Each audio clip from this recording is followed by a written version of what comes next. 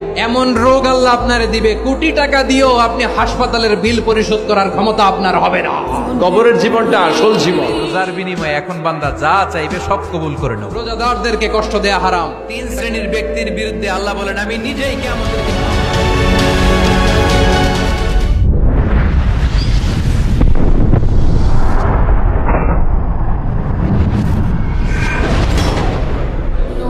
দালান ঘর, বাড়ি ঘর, টাকা পয়সার জন্য পাগল হয়ে থাকি আমরা, কিন্তু এটা আমার আসল ঘর নয়। যেই গোসলখানাটারে আমি এত সুন্দর করে টাইলস করে ইটালিয়ান ফিটিংস দিয়ে বানালাম, আমার জীবনের শেষ গোসলটা কি ওই গোসলখানায় হবে? কথা বলেন, যেখানে লাশ ধোয়ায় ওইখানে আমার গোসল হবে, এগুলো আমরা ভাবতে চাই না। কবরের জীবনটা আসল জীবন। বিশ্বনবী দোয়া করতেন, আল্লাহুম্মা ইন্না নাউযু বিকা মিন আযাবিল কবর।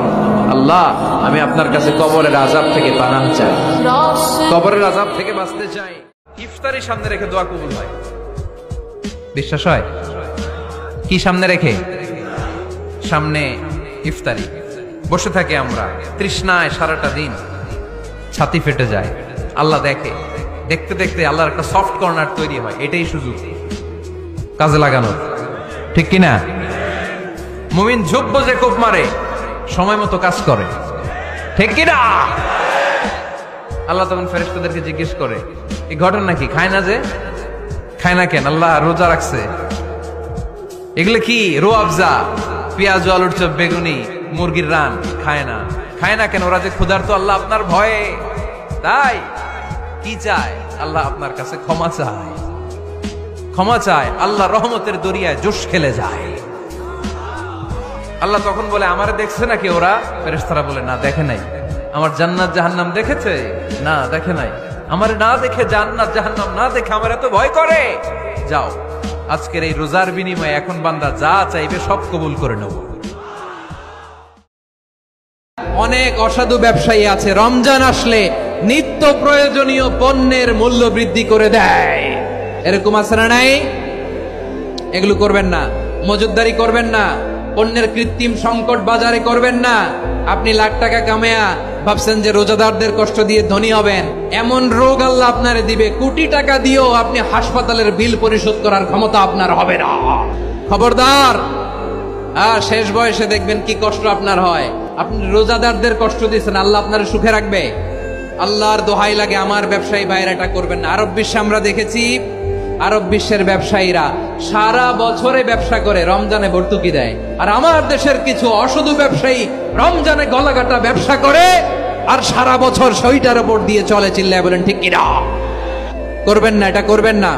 নিত্য প্রয়োজনীয় পণ্যের মূল্য বৃদ্ধি করা হারাম, পণ্যের কৃত্রিম সংকট তৈরি করা হারাম, মজুতদারি করা হারাম, রোজাদারদেরকে কষ্ট দেয়া হারাম। এটা করবেন না। 3 শ্রেণীর ব্যক্তির বিরুদ্ধে আল্লাহ বলেন, আমি নিজেই কিয়ামতের দিন মামলা দায়ের করব। I will be against them in the day of judgment. 3 categories of people, I will be against them in the day of judgment. 3 শ্রেণীর লোক কিয়ামতের দিন তারা ছাড় পাবে না। আল্লাহ বলেন, আমি নিজেই তাদের বিরুদ্ধে মামলা দায়ের করব। এর মধ্যে এক শ্রেণীর লোক হচ্ছে রাজুলুন ইস্তাআজারা জিরান ফাস্তাউফা মিনহু ওয়া লাম ইউতি আজরা।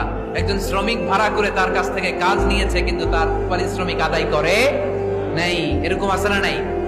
দাপট দেখায়, দাপট দেখায় ইউনিভার্সিটির ক্যান্টিন গুলোতে। ইউনিভার্সিটির ক্যান্টিনে যে খায় মাগার বিল দেয় না, এরকম টাকায় আছে না নাই? চায়ের দোকানে চা খায় পরে দিমু, বিল দেয় না, আছে না নাই? দোকানে যে পণ্য কিনে বিল দেয় না, পরে দিমু, আছে না নাই? কিয়ামতের দিন আল্লাহ তোরে মাস্তানি ছুটাবে। চিল্লা এখন ঠিক কিনা? আনা খাসমুহুম, আমি নিজেই তাদের বিরুদ্ধে মামলা দায়ের করব। কথাটা কার? এজন্য বিশ্বনবী বললেন, খবরদার, মেহনতি মানুষ, খেটে খাওয়া মানুষ, এদের দোয়া কবুল হয়ে যায়।